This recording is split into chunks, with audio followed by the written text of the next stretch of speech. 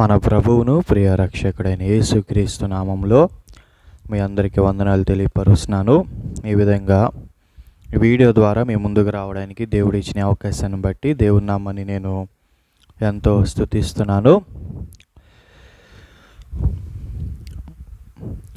అపోస్తలుడైన పౌలు ఫిలిప్పీ సంఘానికి రాసిన పత్రిక 3వ అధ్యాయం 1వ వచనం నుండి మనం ధ్యానం చేద్దాము.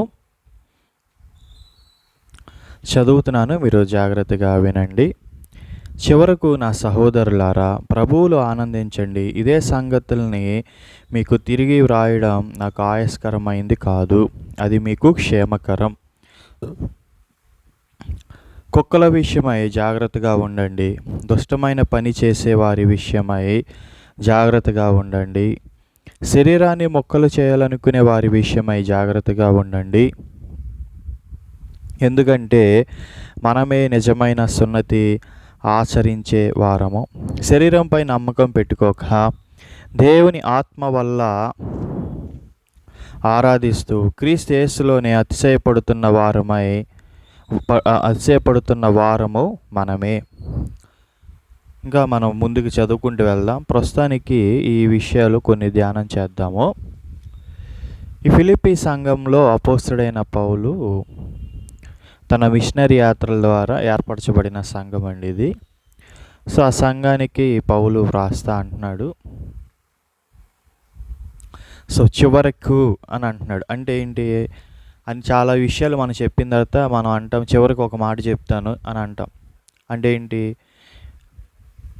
అంతా చెప్పిన దాన్ని సారాంశంగా తీసుకుని ఇంకా కన్క్లూజన్ లాగా కొంచెం చెప్తాము. సో అలాగా చెప్తున్నాడు అన్నమాట. ఏం చెప్తున్నాడంటే, నా సహోదరులారా, ప్రభువులు ఆనందించండి అని అంటున్నాడండి.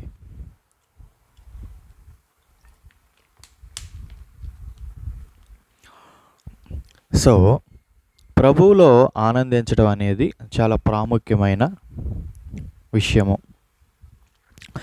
జనరల్గా సాధారణంగా శరీరంలో మనము ఇంకా జీవిస్తున్నాం కాబట్టి కొన్నిసార్లు శరీరానుసారమైన మనస్సు మనలో వచ్చి శరీర సంబంధమైన విషయాలలో మనం ఆనందం కలిగి ఉంటాము. కానీ పౌలు ఏం చెప్తున్నాడు అని అంటే, అలా కాకుండా ప్రభువులు ఆనందించండి అని అంటున్నాడు. అంటే ప్రభువులు ఆనందించడం అంటే ఆయన సిలువలో మన కొరకు తన అమూల్యమైన రక్తం కార్చారు, ఆ విషయాన్ని జ్ఞాపకం చేసుకుని రక్షించబడ్డాము, ఆ విషయాన్ని జ్ఞాపకం చేసుకుని మన క్రీస్తులో నిరీక్షణ ఉంది, క్రీస్తే మన యొక్క ఆనందానికి కారణంగా, మన సంతోషానికి కారణంగా మనం అనుకుని జీవించమని పరిశుద్ధ గ్రంథం ఏం చేస్తుంది, తెలియపరుస్తుంది. పౌలు ఆ విధంగా వ్రాస్తున్నాడు. ఇదే సంగతుల్ని మీకు తిరిగి వ్రాయడం నాకు ఆయాస్కరమైంది కాదు, అది మీకు క్షేమకరం అని చెప్తున్నాడు. అంటే మళ్ళీ మీకు ఎన్నిసార్లు చెప్తానండి అయ్యా ప్రభువులు ఆనందించమని అని చెప్తున్నాడు. అంటే ఒకసారి ఆల్రెడీ అంతకుముందు చెప్పే ఉంటాడు, మళ్ళీ చెప్తున్నాడు. ఇంకోటి ఏంటంటే, అన్నిసార్లు మీరు చెప్పించుకోవద్దు, అది మీకు క్షేమకరమైంది కాదు అని అంటున్నాడు. ఆయాస్కరమైంది కాదు.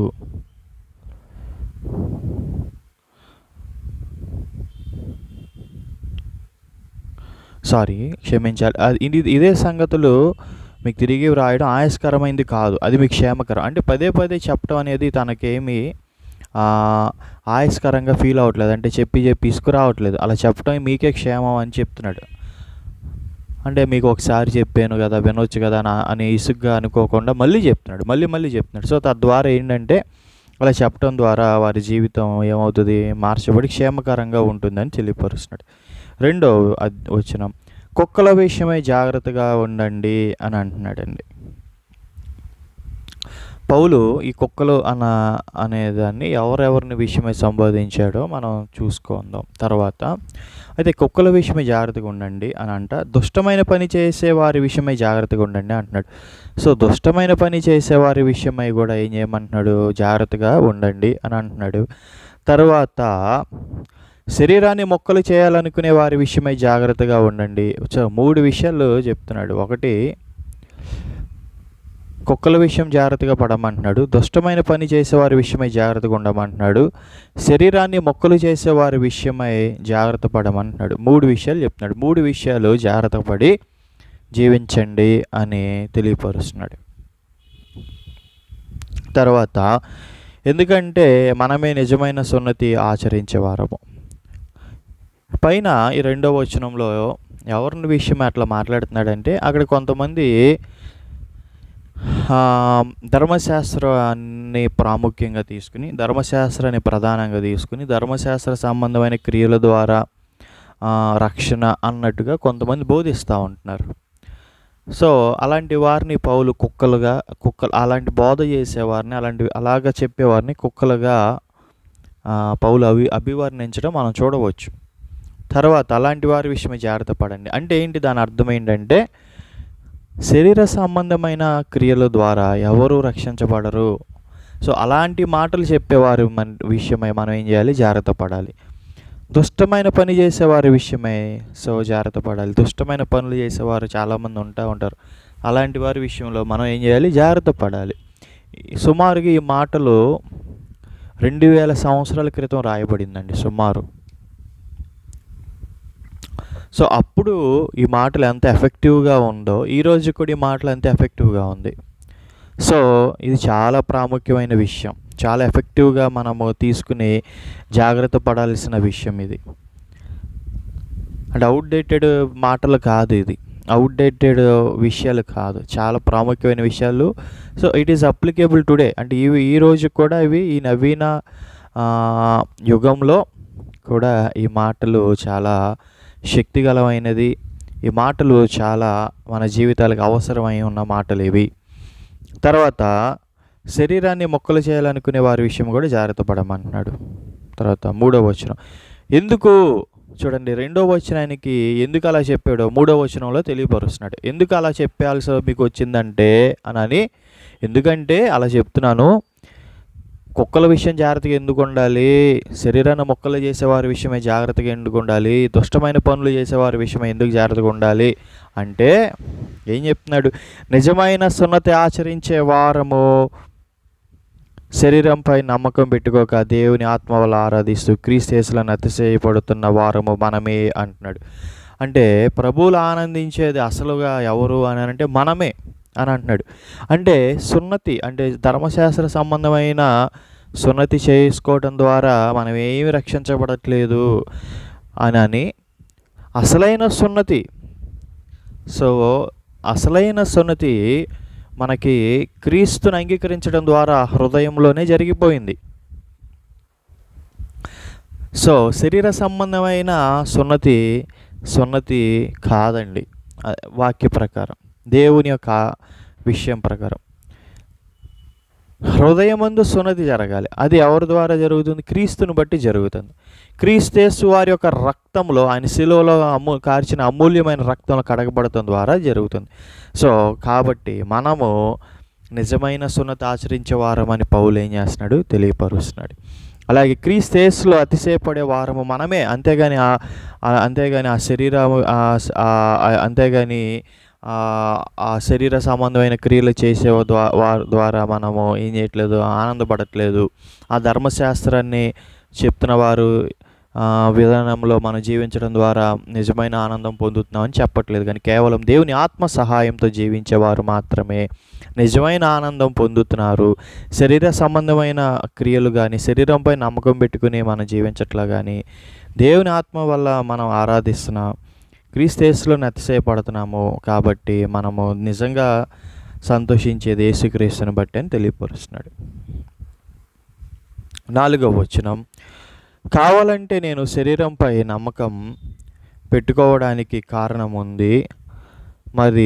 మరి ఎవరైనా శరీరంపై నమ్మకం పెట్టుకోవడానికి కారణం ఉందనుకుంటే నాకు మరీ ఎక్కువగా ఉంది. ఏంటి అని అంటే చూడండి, 8వ దినాన సున్నతి పొందాను అని అంటున్నాడు. 8వ దినాన ఏం పొందాడంట? సున్నతి పొందాడు.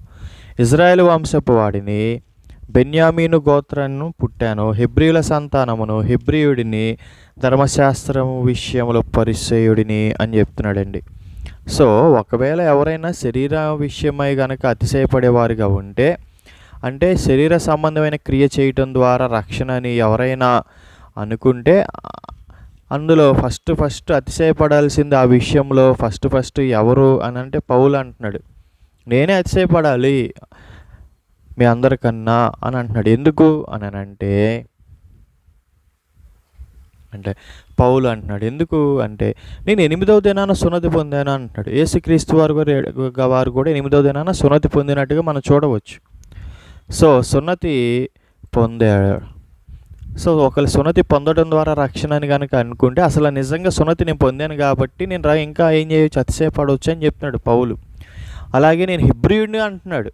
అలాగే బెన్యామీను గోత్రంలో జన్మించిన వాడిని, అంటే యూదుణ్ణి కదా నేను అని చెప్పుకుంటున్నాడు. సో నేను యూదుణ్ణి, నేను బెన్యామీను గోత్రంలో జన్మించిన వాడిని, నేను సున్నతి చేయబడిన వాడిని. ఇంకో ధర్మశాస్త్ర విషయంలో పరిసయ్యుడిని అంటున్నాడు. అంటే ఏంటి, ధర్మశాస్త్రాన్ని అభ్యాసము చేసినవాడు అని అంటున్నాడు. సో ధర్మశాస్త్రాన్ని అభ్యాసం చేశాడు కాబట్టి ఏమిటంట, ఆయన ప్రియ దేవుని బిడ్డలారా అతను నేను ఇంకా పరిసయ్యుడిని అని అంటున్నాడు. తర్వాత చూడండి 6వ వచనం, ఆసక్తి విషయంలో సంఘాన్ని హింసించేవాడిని, ధర్మశాస్త్ర నీతి విషయంలో నిందకు చోటియ్యని వాడిని. సో ఆసక్తి విషయంలో సంఘాన్ని హింసించేవాడిని అంటున్నాడు. అంటే దాని అర్థం ఏంటి అని అంటే తను ధర్మశాస్త్రాన్ని ఆసక్తిగా ఆచరించేదానికి ఒక కొలమానగా సంఘాన్ని హింసించడం కూడా ఒక కొలమానగా మాట్లాడుతున్నాడు. అంటే ఏంటి, అయ్యా ఎవరయ్యా యేసుక్రీస్తు వారు, మనకి యెహోవా దేవుడు ఉన్నాడు కదా, మనకు ధర్మశాస్త్రం ఉంది కదా, మన ధర్మశాస్త్రం ప్రకారం సున్నతి చేయబడ్డాం కదా, విశ్రాంతి దినాన యెహోవా దేవుడిని మనం ఆరాధన చేస్తున్నాం కదా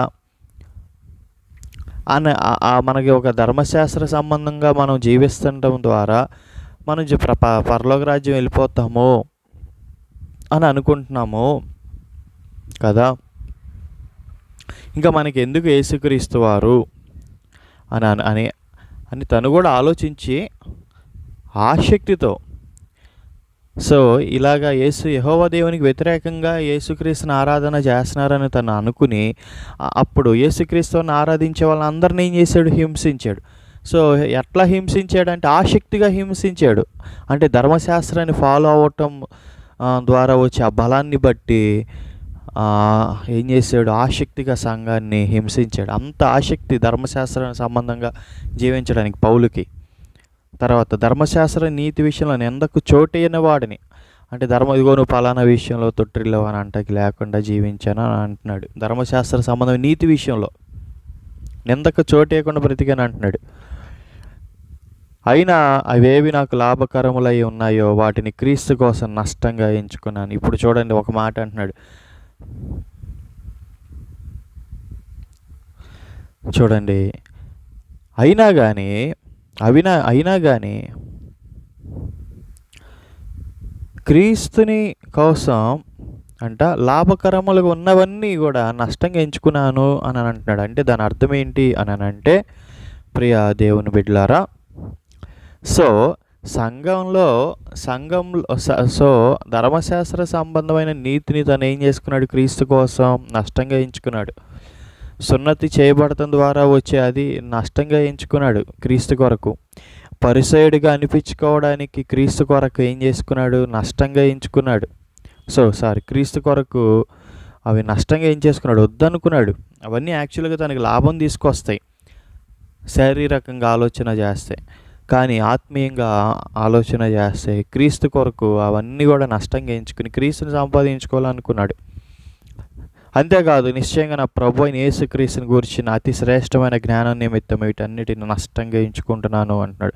క్రీస్తుని సంపాదించుకోవాలని సమస్తాన్ని నష్టపరుచుకుని వాటిని పెంటతో సమానంగా ఎంచుకుంటున్నాను అని అంటున్నాడండి.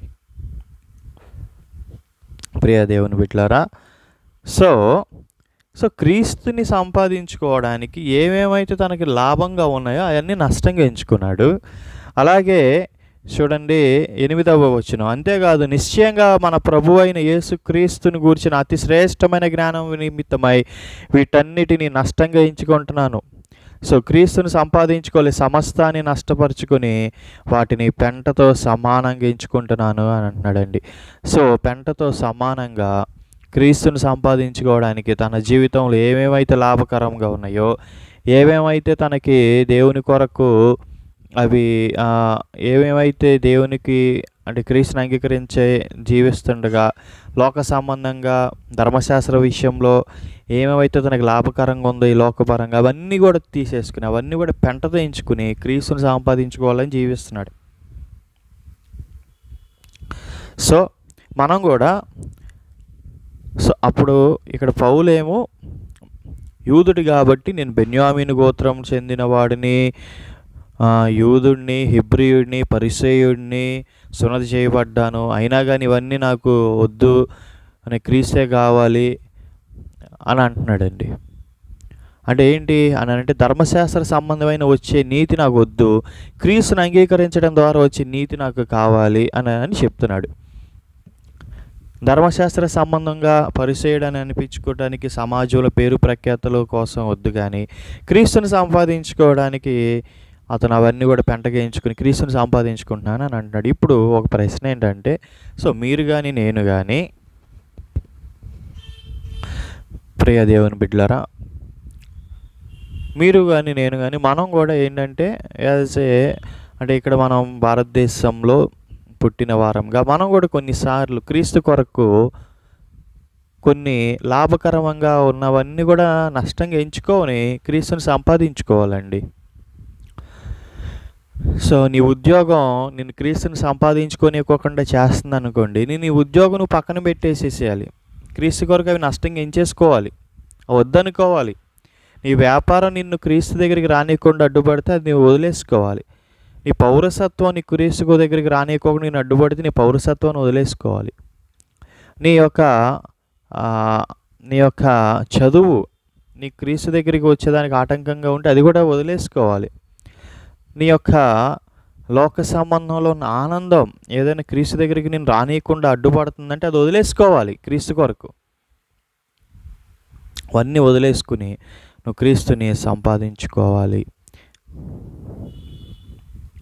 ప్రియ దేవుని బిడ్డలారా, ఇక్కడ చెప్తున్న సందర్భం ఏంటంటే పౌలు అంటాడు, నేను ధర్మశాస్త్ర సంబంధమైన నీతిని విషయంలో నాకు వద్దు ఆ నీతి వల్ల ఎవరు కూడా నీతిమంతుడిగా తీర్చబడరు కాబట్టి అవంతా నష్టంగా ఎంచుకున్నాయి. నేనేం చేస్తున్నాను అని అంటే ప్రియ దేవుని బిడ్డలారా, క్రీస్తును అంగీకరించడం ద్వారా వచ్చే రక్షణ దాని యొక్క నీతిని బట్టి జీవిస్తాను అంటున్నాడు. 9వ వచనం చూడండి, ధర్మశాస్త్ర మూలమైన నా సొంత నీతిని కాక క్రీస్తులోని విశ్వాసం వల్ల దేవుడు విశ్వసించే వారికి అనుగ్రహించే నీతి గలవాడనై ఆయనలో కనపడాలి అని అంటున్నాడు. చూడండి, ఆయనను తెలుసుకోవాలి అని, ఆయన పునరుద్ధాన శక్తి ఏమిటి అనుభవించాలని, ఆయన శ్రమల్లో పాలివాడిని అవ్వాలని ఉంది. ఏ విధం చేతనైన మృతుల్లో నుండి నేను పునరుద్ధానం పొందాలని ఉంది అని అంటున్నాడండి. సో ప్రియ దేవుని బిడ్డలారా, సో ధర్మశాస్త్ర సంబంధమైనది ఏది నాకు వద్దు, ఎందుకంటే అది దేవుని యొక్క నీతిని నెరవేర్చట్లా. ఆ నీతి వల్ల వద్దు, ఆ నీతిని వద్దు. ధర్మశాస్త్ర మూలమైన సొంత నీతి వద్దు. సో ధర్మశాస్త్ర మూలమైన సొంత నీతి ఎట్లా ఉంటుంది అని అంటే, ధర్మశాస్త్రంలో ఏమని రాస్తుంది, అబద్ధం ఆడొద్దు అని రాస్తుంది, నీ తల్లిని నీ తండ్రిని సన్మానింపు అని రాస్తుంది.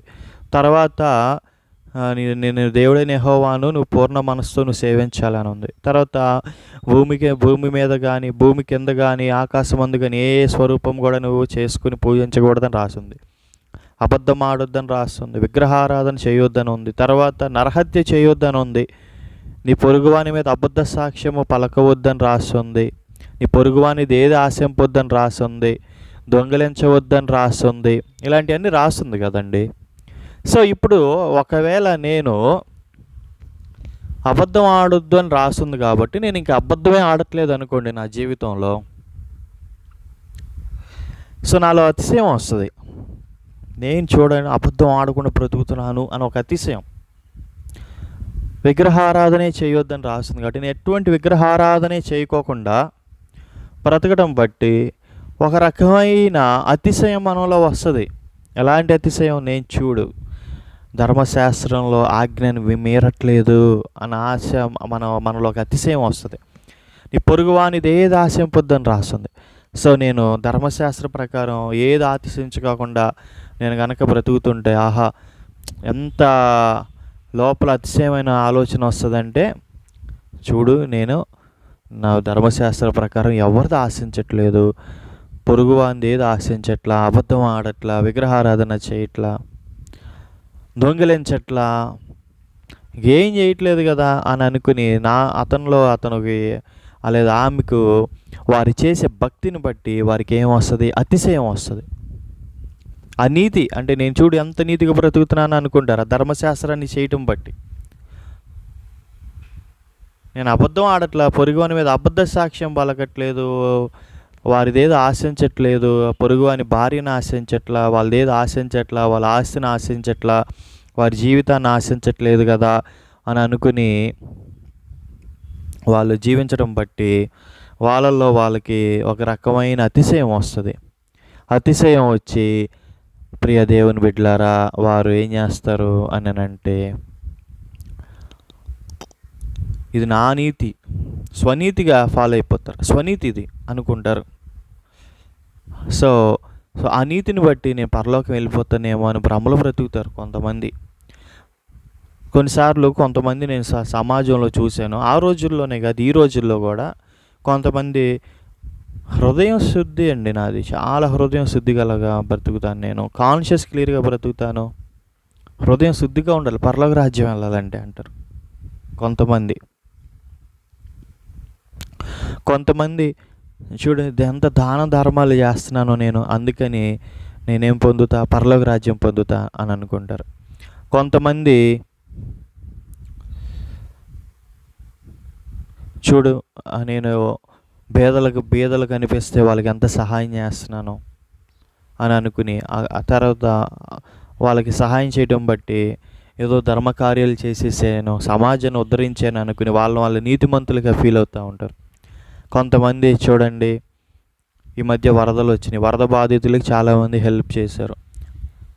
సో అలా హెల్ప్ చేయటం బట్టి అవతల పక్క వాళ్ళు వీళ్ళ యొక్క సహాయం పొంది కొంచెం జీవితాన్ని ఏం పొందొచ్చు, ఉపశమనం కలిగి ఉండొచ్చు వీళ్ళు చేసిన సహాయం బట్టి వరద బాధితులకి. కానీ ఆ సహాయము వారిని నీతిగా మార్చలేదు.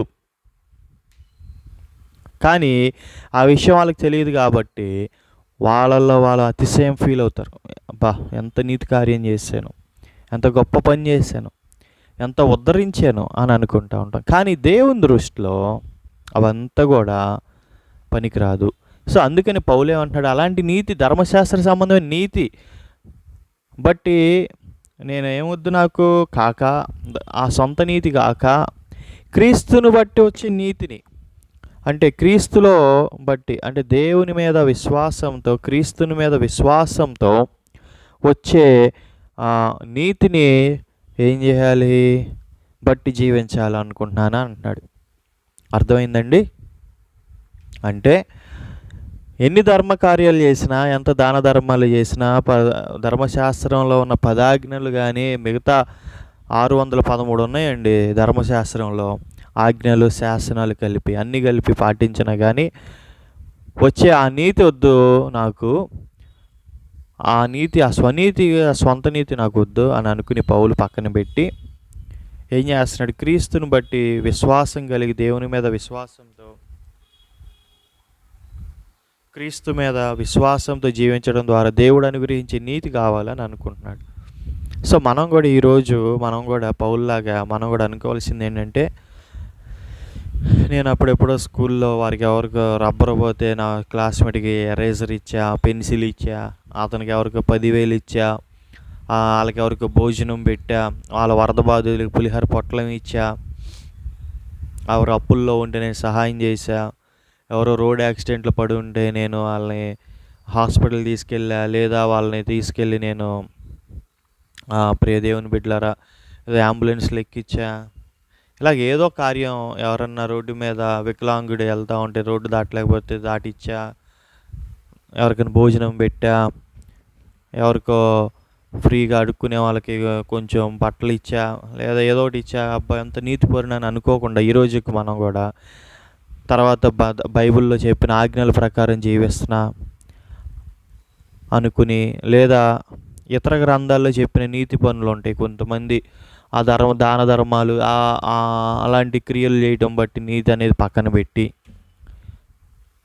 పౌలుకేమో ధర్మశాస్త్ర ప్రకారం సంబంధమైన నీతి, మన భారతీయులకి రకరకాల పురాణాలు ఉన్నాయి, రకరకాల వేదాలు, దానికి సంబంధించిన నీతి ఉంది. సో మనం కూడా క్రీస్తుని అంగీకరించని వచ్చే నీతిని కావాలంటే ఆ పురాణాల్లో కానీ వాటిల్లో కానీ ఉన్న నీతిని పక్కన పెట్టేసేసి, ఆ సొంత నీతి కానీ అసలు దానివల్ల వచ్చే నీతి అన్నిటిని పక్కన పెట్టి కేవలం క్రీస్తునందున్న నీతిని ఎవరైతే అంగీకరిస్తారో, అంటే పౌలు ఏ విధంగా అయితే క్రీస్తుని బట్టి వచ్చే నీతి కావాలని అనుకుంటున్నాడు, మనం కూడా పౌలు వల్లే మనం కూడా క్రీస్తుని బట్టి వచ్చే నీతి కావాలి అనుకుని జీవించాలి. 10వ వచనం, ఆయనను తెలుసుకోవాలని, ఆయన పునరుద్ధాన శక్తి ఏమిటి అనుభవించాలని, ఆయన శ్రమల్లో పాలివాడిని అవ్వాలని ఉంది అని అంటున్నాడండి. సో ఎప్పుడైతే దేవుని యొక్క క్రీస్తుని బట్టి వచ్చే ఆ క్రీస్తుని బట్టి దేవుడిచ్చే ఆ నీతిని ఆ విశ్వాసము ద్వారా, అంటే ఏ క్రియ లేదు. So salvation is a free gift, at the same time righteousness is a gift, అంటే దానము. నీతి అనేది దానం అండి. అది సంపాదించుకున్నది కాదు, దానంగా పొందుకున్నది. ఈ పెన్ను 10 రూపాయలు 20 రూపాయలు పెట్టి నేను కొంటే నాకు ఇచ్చారు, కానీ ఎవరైనా ఫ్రీగా దానంగా ఇస్తే అప్పుడు ఈ పెన్ను వెల ఎంత అంటే ఇది దానం. ఇక దీనికి వెల లేదు, వెల ఎంత లేదు, దానము. సో ఇది సంపాదించడానికి నేనేమైనా పని చేశానా, నేనేమైనా ఖర్చు పెట్టానా అంటే లేదు, నాకు ఫ్రీగా ఇచ్చారు. అట్లాగే దేవుని మీద దేవుడు ఇచ్చే నీతి కూడా నీకు దానం.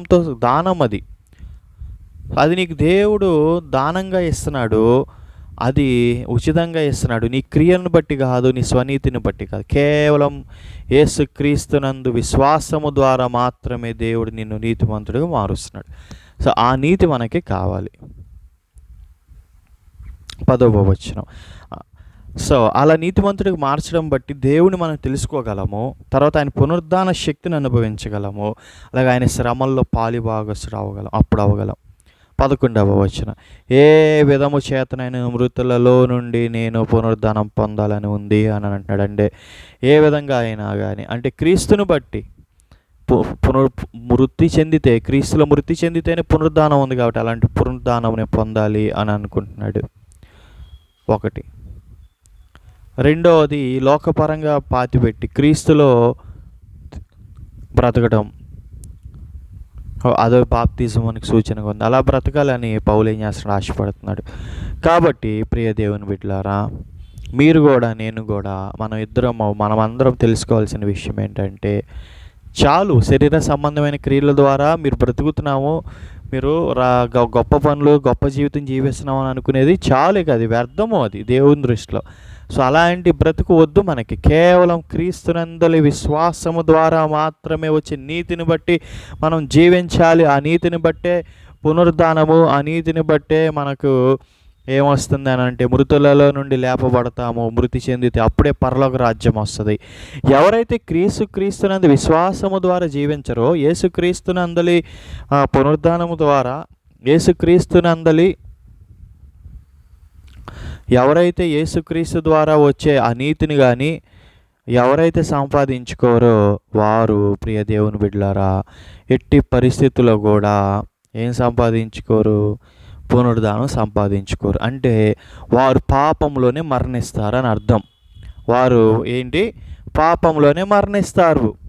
పౌలు మాత్రం పాపంలో మరణించడం నాకు ఇష్టం లేదు, తనకిష్టం లేదు కాబట్టి క్రీస్తునందలి విశ్వాసము ద్వారా తను ఏం పొందుకోవాలనుకుంటున్నాడు, పునరుద్ధానం, మృతులో నుండి పునరుద్ధానం పొందుకోవాలనుకుంటున్నాడు.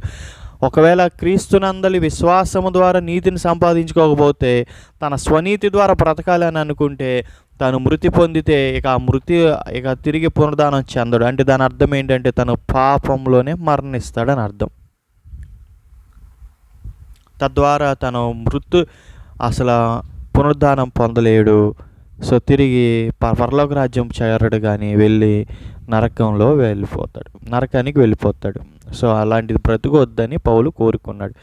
సో మనం కూడా ఈ విషయంలో తెలుసుకోవాల్సింది ఏంటంటే, ఎట్టి పరిస్థితుల్లో కూడా మీరైనా నేనైనా, సో జనరల్గా కొంతమంది సేవకులు కూడా ఏమైపోయిందనంటే, ఫస్ట్ స్టార్టింగ్లో యేసును బట్టి సేవ చేస్తున్నాము, యేసును బట్టి మేము గొప్ప పనులు చేస్తున్నాం, యేసుక్రీస్తు ద్వారా ఆయన యొక్క శక్తిని బట్టి, ఆయన యొక్క మహిమను బట్టి, దేవుని యొక్క ఆత్మను బట్టి, పరిశుద్ధాత్ముడిని బట్టి మేము ఘనంగా సేవ చేస్తున్నాము, ఆయనే నన్ను వాడుకుంటున్నాడు అనే స్థాయి దగ్గర నుండి ఎలాంటి బ్రతుకు వచ్చేసిందంటే స్వనీతిగా వచ్చేసేసారు. ఎలాగంటే నేనే పెద్ద సేవకుడిని, నా ప్రార్థనను బట్టే వాళ్ళు బాగుపడ్డారు.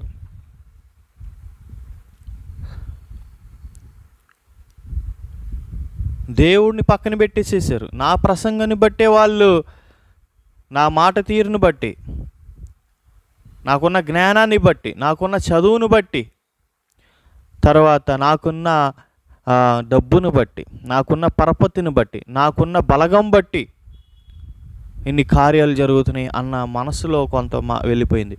పైకి దేవుడు అనే 3 అక్షరాల పదం వాడుతారు, కానీ అంతరంగంగా దేవుడితో దేవుడి వల్ల దేవుడిని పక్కన పెట్టేసుకుని, స్వనీతిని ఆధారం చేసుకుని, అంటే వాళ్ళ సొంత శక్తిని ఆధారం చేసుకుని కొంతమంది ఏం చేస్తున్నారంటే, దేవుని ఆత్మ సహాయంతో కాకుండా వాళ్ళ సొంత ఆలోచన విధానంతో, వాళ్ళ సొంత జ్ఞానంతో ఏం చేస్తున్నారు, సేవ చేస్తున్నాం అని అనుకుని ఎదుటి వాళ్ళంతా వీళ్ళ స్వయం శక్తితోనే గొప్పగా బ్రతుకుతున్నారు అని అనుకుని ఏం చేస్తున్నారు, భ్రమలో బ్రతుకుతున్నారు ప్రియ దేవుని బిడ్డలారా. సో తద్వారా వాళ్ళు ఏంటి అని అంటే, చూడండి, తద్వారా వాళ్ళు పునరుద్ధానం పొందలేరు. ఎందుకని అంటే వాళ్ళ సొంత నీతిని బట్టి బ్రతుకుతున్నారు. కానీ పైకి దేవుడని 3 అక్షరాలు పదం వాడతా, కానీ అంతరంగంగా దేవుడి కన్నా వాళ్ళనే గొప్పవాళ్ళుగా ఎంచుకుని, వాళ్ళే వాళ్ళ క్రియల ద్వారా, వాళ్ళ మాట తీరు వల్ల, వాళ్ళు వాక్యంలో ఉన్నదాన్ని వాళ్ళు ఏదో కష్టపడి వివరించడం ద్వారా అనుకుని వాళ్ళ ప్రార్థన ద్వారా వాళ్ళు చేసేది ప్రభుకి చేస్తే ప్రార్థన ప్రభువు కార్యం చేస్తున్నాడు, అంతేగాని వాళ్ళను బట్టి కాదు, ప్రభువుని బట్టి కార్యం జరుగుతుంది అన్న విషయాన్ని మర్చిపోయి, ప్రభువు వీళ్ళని వాడుకోవటం ద్వారా అక్కడ కార్యం జరుగుతుంది అని అనుకోవటం కన్నా, నేను వాడబడి చేస్తున్నాను కాబట్టి కార్యం జరుగుతుంది అని అనుకుని మనసులోకి వెళ్ళిపోయి దేవుడి ప్లేస్లో వీళ్ళే దేవుడిగా వచ్చి చేసేద్దాం అనుకుంటున్నారు. అంటే దేవుడి యొక్క స్థానాన్ని వీళ్ళే తీసేసుకుందాం అనుకుంటున్నారు కొంతమంది. సో అలాంటి వారు కూడా ప్రియ దేవుని బిడ్డలారా స్వనీతిలోనే బ్రతుకుతున్నారని అర్థం. అలాంటి వారు కూడా సొంత నీతితోనే బ్రతుకుతున్నారని అర్థం. అలాంటి వారు కూడా క్రియల ద్వారా వచ్చే విశ్వాసం ద్వారా బతుకుతున్నారని అర్థం. కానీ అలాంటి వారుగా మనం ఉండకూడదు. అలాగా ఉంటే పరలోక రాజ్యం వెళ్ళలేం, పాపంలో మరణిస్తాం. అదంతా పక్కన పెట్టేసేసి నన్ను వాడుకుంటున్నాడంటే అది నా శక్తి కాదు, దేవుని శక్తి. నా జ్ఞానం కాదు, దేవుని జ్ఞానం. నా ప్రార్థనను బట్టి కాదు, దేవుని అడిగాను కాబట్టి దేవుడు క్రియ చేస్తున్నాడు, నన్ను బట్టి కాదు. ఎక్కడ ఏదైనా ఒక ప్రార్థన చేయటం ద్వారా ఏదన్నా ఒక మంచి జరిగితే దేవునికి ఇవ్వాలి ఆ యొక్క క్రెడిట్, మనం తీసుకోకూడదు. తర్వాత ప్రియ దేవుని బిడ్డలారా, వాక్యం మనం కాదు, దేవుడిది అది. కాబట్టి దేవుడే వాడుకుంటున్నాడు అని అన్నిటికీ మనం దేవుని ముందు పెట్టకపోతే నువ్వు స్వనీతిలో బ్రతుకుతున్నట్టు, నీ సొంత నీతిని బట్టి నువ్వు జీవిస్తున్నట్టు అవుతుంది. సో కొంతమంది సేవకులు మన